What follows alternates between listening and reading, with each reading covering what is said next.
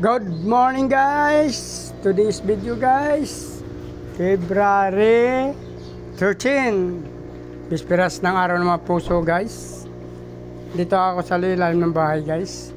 Ito actually guys, ito yung aking mga grow out guys. Hindi ito, wala na. Pero dito guys, sa grow out na to guys, ito sa ilalim. Ito madilim na guys, pero dito guys, meron tayo nakuhang fry guys. Ang dami na guys oh. Actually, nakaraang video ko, may pinakita na ako doon na kinuha natin. Sobrang dami pa rin. Ngayon, nanganganak pa rin sila. Excuse me, guys. Nanganganak pa rin sila, guys. Oh, yung mga grow out natin. Dito sa kabila, sinagad natin kasi dito yung medyo, mga buntis, kaya medyo wala na. Pero meron din ako mga ilang nakita dito, guys. Ayan, flex ko na sa inyo, guys, yung aking, din. Flex ko na rin yung ating i-out mamaya, yan. Magaganda yan guys, electric blue Moscow. Mayroon mga babaeng RDSS dyan.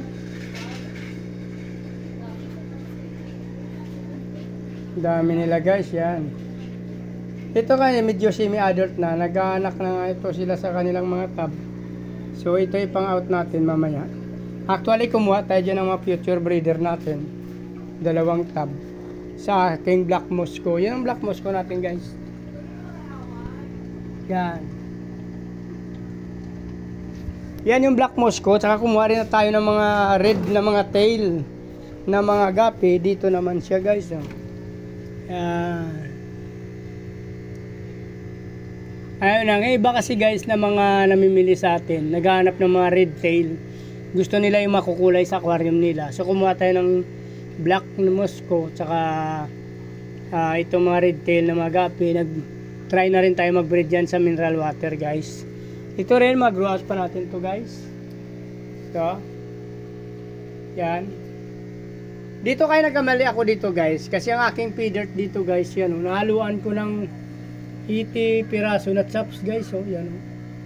So, maliit pa sila. Antayin natin na sila maging semi-adult para ma-identify natin yung feeder dyan guys.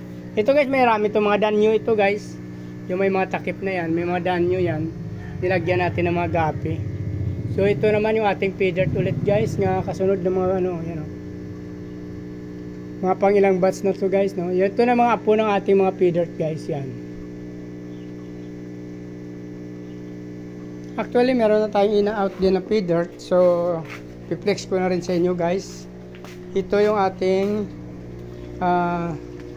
ina-out na feeder yan guys. So i-out natin mamaya kasama yan. Actually may kasunod na yan dito guys. Ito. Yan malilit. Madilim. Madilim guys, pero mayroon dyan mga feeders din na semi-adult na rin. So yan yung kasunod na. Pagkatapos nito, yun na yung susunod natin. Tsaka yung kaninang unang pinakita ko guys. So ito yung ating crossbreeds guys. Nanganak na to ng 5 piraso ata yun.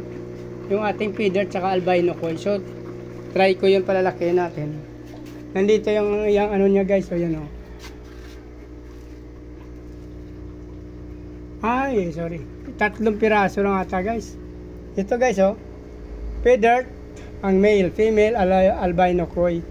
Pinanganak siya ng February 11 I mean. 3 lang pala to guys. Yan Pero parang albino pa rin ang kulay niya. Walang lahi ng feeder. So ito hindi pa natin sure to talaga na lahi ng feeder. Since medyo na sila. Semi-adult na sila nung nilagay ko dyan at pinagsama. So hindi natin alam kung natusok na siya ng kasamahan niyang feeder doon, yung kapatid nila. So yung pangalawa dito, pag nagbuntis pa to at mga anak, ito nang sure ball natin na nasa crossbreeds na talaga tayo. Kasi ang una, hindi pa tayo sure doon since magkasama-sama pa nila sa community tank. So kasama nila yung kapwa nila albino koi doon. So nung paglipat natin dito, after 2 weeks, nag-drop siya ng 3 piraso. So hindi pa natin ma-include yun na talagang crossbreeds nilang dalawa. So baka kasi albino koi to albino koi pa yung lahi na yon. So 3 piraso lang naman. So antayin ko rin na palakihin yon. So ito pag nagbuntis pat mga anak, ito nang sure natin na crossbreeds ng albino koi at feeder na guys.